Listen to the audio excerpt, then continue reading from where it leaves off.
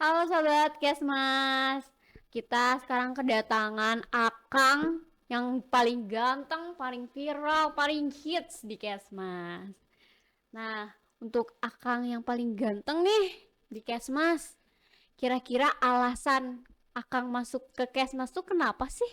Oke, sebenarnya kalau misalkan ditanya alasan masuk Kesma tuh bisa disebut konyol juga ya. Soalnya ini soalnya saya juga masuk Kesmas tuh bukan karena keinginan saya, apalagi keinginan orang tua saya. Tapi ini ada beberapa ajakan dari teman-teman buat masuk Kesmas dan saya juga nggak tahu ya Kesmas tuh jurusan apa sih. Apalagi Kesmas terkenal dengan kata puskesmas yang artinya nantinya bakal kerja di puskesmas juga kan. Jadi berbeda dengan kayak jurusan-jurusan lainnya ya. Mm-mm. Makanya saya mencoba buat memahami lebih dalam dulu seperti apa Kesmas. Tapi setelah berjalannya waktu saya memahami ternyata emang untuk saat ini Kesmas tuh benar-benar dibutuhin gitu. Makanya saya makin yakin buat masuk jurusan Kesmas ini kayak gitu. Oke, jadi lewat hasutan temen ya Ya, dan betul. mengikut-ngikut temen nih Sobat Kesmas nih ya. Eh, terus gimana sih Kang kalau selama perkuliahan dari semester awal nih, karena kan Akang udah di semester 7 ya. Ya, betul. Pasti dong ada kegiatan-kegiatan yang diikuti, terus ada pun kayak organisasi-organisasi yang melakukan suatu kegiatan dan Ya. Akang tuh berkecimpungan gitu di situ. Sebenarnya kalau misalkan untuk perkuliahannya untuk Kesmas tuh saya bisa katakan Kesmas salah satunya jurusan yang paling santai dalam proses kuliah. Akan tapi di perkuliahan yang santai kan kita tetap memiliki tujuan yang lebih cerah buat kedepannya. Hmm. Adapun misalkan kayak organisasi, kegiatan organisasi, walaupun saya bukan bagian dari anggota organisasi, tapi setiap ada kegiatan pasti saya mengikuti. Contohnya waktu itu ada acara penanaman di daerah Ciamplas juga saya mengikuti. Soalnya dengan adanya kegiatan-kegiatan seperti ini kan ini merupakan hal-hal yang positif ya. Dan ada juga beberapa hal yang benar-benar bikin saya terkesan dari kegiatan organisasi itu.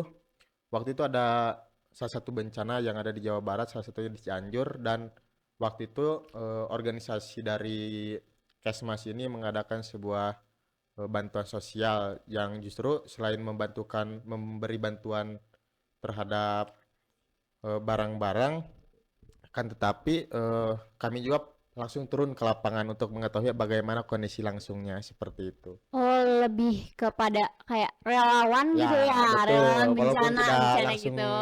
berhubungan dengan masyarakat, tapi Mm-mm. kita mempunyai beberapa cara lah yang pastinya bermanfaat juga kan gitu. Oke, selama di sana apa aja sih gitu kegiatan yang dilakuin terjun langsung kayak membagikan makanan atau gimana tuh selama di sana? Kalau Kesmas kan yang pasti kita tidak bisa memberikan obat-obatan ya, beda dengan Betul. kayak dokter yang kayak gitu. Ya. Nah, salah satu cara yang waktu itu kita ambil alih itu dengan cara kita melakukan assessment. Jadi kita tuh turun ke tiap-tiap posko mendata apa saja yang dibutuhkan oleh si masyarakat tersebut. Nanti setelah itu kita langsung koordinasi lagi dengan kayak BPBD setempat. Nah, Oke. untuk bagaimana ke depannya, nanti setelah itu baru kita melakukan setelah koordinasi maksudnya, mohon maaf, kita langsung menyediakan barang-barang yang diperlukan oleh masyarakat yang kayak gitu. Oke. Tadi kan udah berkegiatan tuh, apalagi jadi relawan ya. Ya, Wah, itu hebat banget ya bisa jadi relawan. Kesmas itu lebih ke preventif dan promotif ya? ya betul. Ya. Kesmas tuh sebenarnya sangat berbeda jauh ya dengan prodi-prodi lainnya kayak keperawatan ataupun kedokteran gitu. Mm, Kan mereka lebih ke kuratif, sedangkan ya. kita preventif dan promotif. Apalagi dengan sekarang adanya undang-undang baru yang mengedepankan preventif, ini sebuah sinyal bagus lah untuk Kesmas karena secara tidak langsung kita sekarang berada di garda paling depan yang akan menjadikan bagaimana sih masyarakat agar bisa mencegah penyakit seperti itu. Oke, harus dong ya. Kalau Ya, misalkan nggak ada kita, dokter-dokter pada ya, kewalahan kewalahan dong lah ya. ya, kewalahan banget malah ya, sobat Kesmas. Nah, untuk setiap apa ya, setiap universitas punya pastinya punya organisasi kan. Betul. Nah, di organisasi ini pasti memiliki kegiatan. Nah, pernah nggak sih Kang Ogi itu eh ada salah satu apa ya, pengalaman yang ikut kegiatan di organisasi yang paling berkesan gitu? Yang paling berkesan waktu itu saya mengikuti sebuah acara ya, namanya itu kalau tidak salah temanya Great Chill. Nah, Great Chill Great itu Child. ya, Great Child, mohon maaf. Great Child ya. Soalnya udah lupa juga ya, maksudnya Iya. udah acara lama gitu. Nah, waktu itu tuh kita turun ke panti asuhan yang waktu itu kita seperti memberikan edukasi-edukasi kepada anak-anak bagaimana kayak pencegahan penyakit, Hmm. terus cuci tangan, pokoknya selagi kita bisa memberikan hal-hal yang positif, pasti kita akan lakukan itu. Jadi, kalaupun kita tidak bisa memberikan kayak barang yang kayak gitu, seenggaknya kita bisa memberikan ilmu yang bermanfaat. Wih, Kayak gitu wah ya. bagus banget nih ya kegiatan himpunannya dan keterlibatan Kang Ogi sendiri ya di sini. Lalu setelah melewati masa-masa perkuliahan gitu seperti itu, ada lah sedikit selipan tentang percintaan nih, percintaan Akang yang paling ganteng ini udah kan katanya paling hits, paling ganteng, paling viral kan, diem aja pada tahu gitu ya orang-orang Kesmas tahu Akang ini. Siapa yang nggak tahu Akang ini? Yuk gimana nih percintaannya? Kayaknya kalau untuk percintaan beda banget ya sama kegiatan perkuliahannya juga. Kalau perkuliahan mungkin lebih ke banyak bahagianya. Cuma kalau untuk Lebih sakit ya hati kalau percintaan percintaan. kayaknya banyak gagalnya deh Oh kalau Kesmas. gagal. Ya, Berapa kali gagalnya? kayak nggak terhitung deh kayaknya teh. Ah, sakit hatinya udah sakit banget. Kayaknya udah kebal sih Oh, saking banyaknya. mati rasa, udah mati Ya, rasa. Eh, tapi pernah nggak sih Kak Ogi dalam percintaannya kayak ngeceng anak Kesmas gitu? pernah sih, walaupun pada akhirnya tidak berjalan sesuai ekspektasi ya. Tapi ya Iya. seenggaknya kita udah pernah mencoba menjalani lah ya. Kayak gitu sih. Oke. Gimana sih kesan anak-anak Kesmas buat Kak Ogi selama berteman nih, berteman sama anak-anak Kesmas? Gimana tuh kesannya? Yang pasti saya rasa anak Kesmas itu benar-benar kayak mengedepankan sopan santun ya. Apalagi di jurusan kita tuh di jurusan Kesmas Ada? sangat mengedepankan hal-hal yang positif, salah satunya kayak etika di depan orang kayak gimana, terus sopan santunnya kayak gimana, tata ramanya kayak gimana. Adapun misalkan kayak nilai-nilai akademik yang kayak gitu kita simpen di belakang. Yang penting kita mengedepankan tata krama dan sopan santun di depan semua orang itu. Nah, Oke. kayak gitu.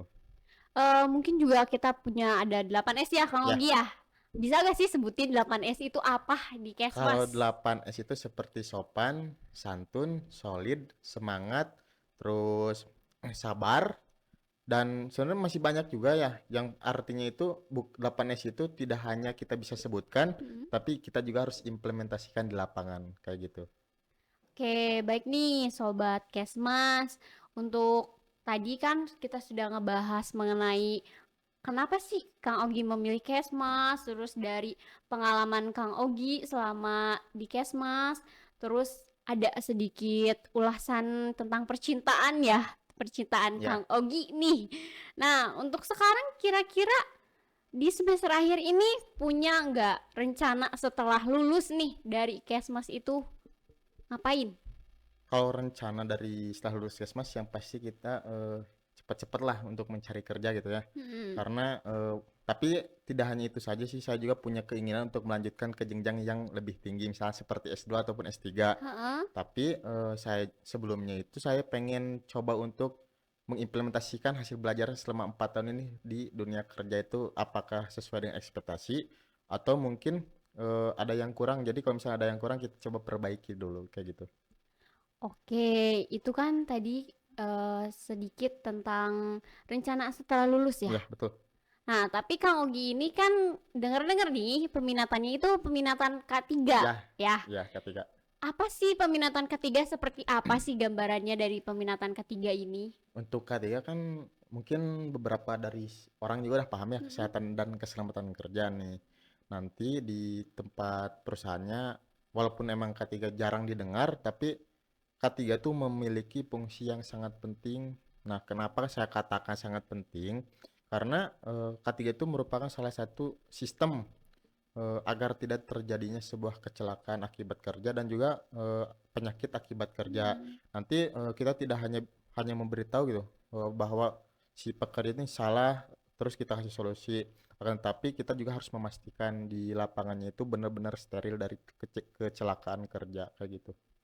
Oke, banyak nih ya di luaran Ya, sana berpikir kan kalau K3 tuh kayak tukang ya bangunan betul ya, memang lebih ke ya, ya. kayak tukang bangunan. Ih, K3 tuh sebenarnya mereka antara tukang bangunan dan K3 tuh beda atau ada sama, persamaan? Sebenarnya bisa saya katakan sangat berbeda jauh ya. Kenapa bisa berbeda jauh? Tukang bangunan dan K3 tuh berbeda dalam urusan fungsinya gitu. Hmm? Mungkin kalau tukang bangunan lebih ke bagaimana cara membuat sebuah bangunan, sedangkan kita itu membuat si pekerjaan tetap aman. Walaupun saya Hmm. beberapa orang, wah K3 ini kerjanya hanya bisa di tempat konstruksi. Itu sebenarnya statement yang salah ya menurut saya.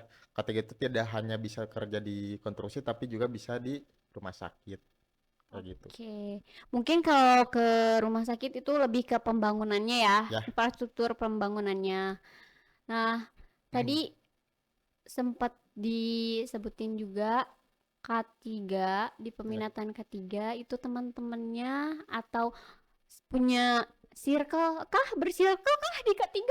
Ketiga, kalau menurut saya sekarang alhamdulillah ya aman, semuanya bisa Oh, saling merangkul lah, aman. solidaritasnya juga tinggi buat pokoknya saling membantu sama satu sama lain juga. Oke nih, wah berarti K3 ini kompak lah Ya, ya, bisa kompak dibilang banget lah bisa kompak dikatakan. banget nih. Cowok mau Ya, cewek-cewek menyatu berarti betul. ya.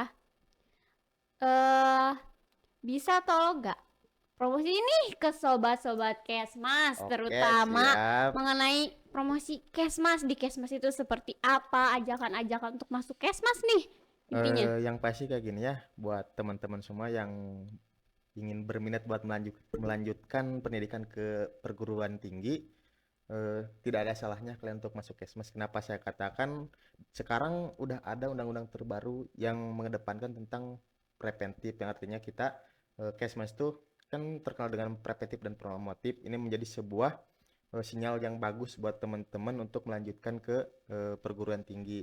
Nah, selain itu juga Kesmas itu benar-benar bisa dikatakan salah satu jurusan yang bisa dikatakan lebih cerah gitu. Kayak gitu teh. Oke, Ya, cukup. cukup. Wah, promosi Kesmasnya luar biasa banget ya.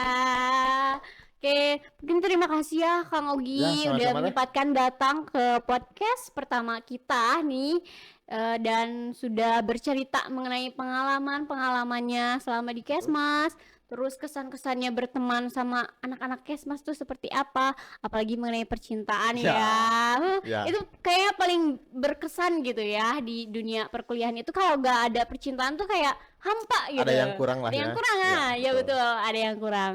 Oke, terima kasih, sekian dari podcast kita, bye Sampai jumpa. bye.